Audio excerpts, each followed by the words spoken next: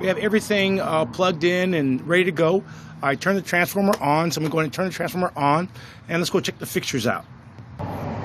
Right now, when I first turned it on, this fixture is blue color, and that's because I used this fixture in another demonstration and I did not reset it. So let's go ahead and reset all the fixtures now.